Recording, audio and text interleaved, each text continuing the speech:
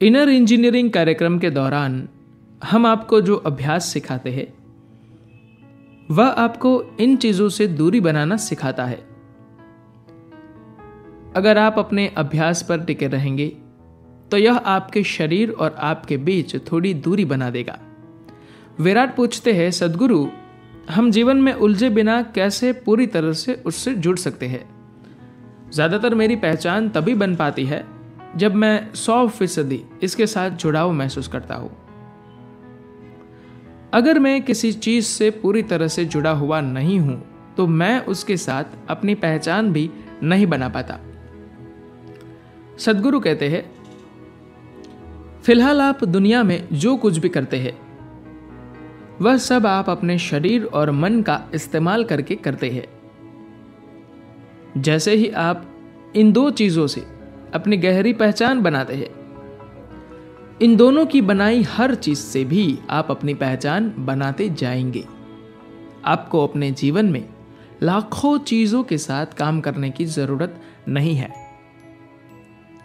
अब घर जाकर यह कहना कि अच्छा, मैं इस बर्तन के साथ पहचान नहीं बनाऊंगा, यह चाय की केतली है, मैं इसके साथ भी पहचान नहीं स्थापित करूंगा, दीवार पर यह पेंट है, उससे भी पहचान नहीं बनाऊंगा। यह भी एक तरह की प्रक्रिया है, लेकिन आपको जानना चाहिए कि यह सारी चीजें इसलिए होती है क्योंकि आपने अपने शरीर व मन के साथ अपनी पहचान बना ली है। इनर इंजीनियरिंग कार्यक्रम के दौरान हम लोग आपको जो अभ्यास सिखाते हैं वह आपको इन चीजों से दूरी बनाना सिखाता है। अगर आप अपने अभ्यास पर टिके रहेंगे तो यह आपके शरीर और आपके बीच थोड़ी दूरी बना देगा। इसी तरह आपके मन और आपके बीच भी थोड़ा फासला बन जाएगा। कार्यक्रम के दौरान कई बार ऐसा होता है कि लोगों के ब्लेडर फटे होते हैं, तकलीफ हो रही होती है, बाथरूम भी पास ही होता है, फिर भी लोग आराम से बैठ रह पाते हैं। अगर ये लोग अपनी साधना नहीं कर रहे होते तो सवाल ही नहीं उठता कि वे लोग इस तरह वहां बैठ पाते, वे लोग वहां से भाग खड़े होते। लेकिन अब उनमें और उनके शरीर में, उनमें और उनके मन में थोड़ी दूरी आ गई है। वह समझ पा रहे हैं कि वे खुद क्या है और उनका शरीर व मन क्या है। हो सकता है कि आप सचेतन रूप से यह चीज महसूस न कर पाते हो, लेकिन जरा गौर कीजिए कि जीवन के कितने पहलुओं में आप व आपके शरीर के बीच और आप व आपके मन के बीच एक खास तरह का फासला है। हो सकता है कि आप उतने चेतन न हो कि उस फासले को महसूस कर पाए, लेकिन गौर से देखेंगे तो पाएंगे कि ऐसा हो रहा है। अब आपके तन व मन की छोटी छोटी चिंताएं आपसे दूर होंगी। इसी चीज की आज जरूरत है।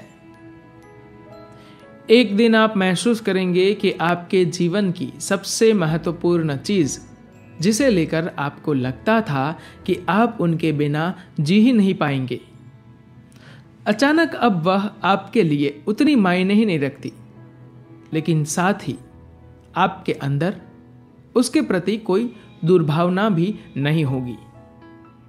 आप हर चीज पहले से भी बेहतर तरीके से करेंगे।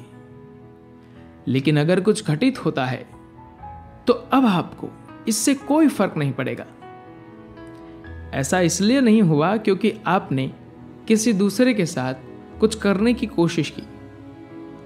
ऐसा इसलिए हुआ क्योंकि आपने अपने ऊपर काम करने की कोशिश की। कोई अपना परिवार छोड़ना चाहता है तो कोई अपने पति या पत्नी को छोड़ना चाहता है। आप अपने पति या पत्नी को छोड़कर आजाद होना चाहते हैं, लेकिन आप आजाद नहीं होंगे। अगर आप ऐसा करना चाहते हैं तो योग एक अच्छा बहाना होगा। महत्वपूर्ण चीज है कि आप अपना ही शरीर और मन छोड़ना चाहते हैं।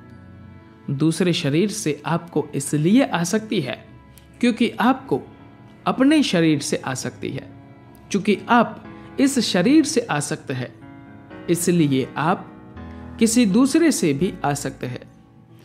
अगर इस शरीर में आपकी आसक्ति नहीं है तो फिर किसी और के साथ आसक्ति का सवाल ही कहां पैदा होता है। इस स्थिति पर बौद्धिक रूप से भी पहुंचा जा सकता है। अगर आप बस अपनी बुद्धि का इस्तेमाल करें और खुद को अपने तन व मन से दूर कर ले तो इसे ही ज्ञान योग कहा गया है। इसके लिए आपको अपने मन पर काम करना होगा। आपको इसे इस तरीके से धारदार बनाना होगा कि यह सबसे तेज धारदार रेजर बन जाए, जिससे आप हर चीज को काट कर गुजर सकते हैं। इसके लिए बहुत सारी मेहनत की जरूरत होती है। यही वजह है कि हम दूसरे तरीकों का भी सहारा ले रहे हैं, क्योंकि अधिकांश लोगों के पास उस तरह की बुद्धि नहीं होती। कुछ दुर्लभ या गिने चुने लोगों के पास ही इस तरह का बौद्धिक क्षमता होती है कि वे अपनी बुद्धि का इस्तेमाल कर खुद को मुक्त कर सके। धन्यवाद।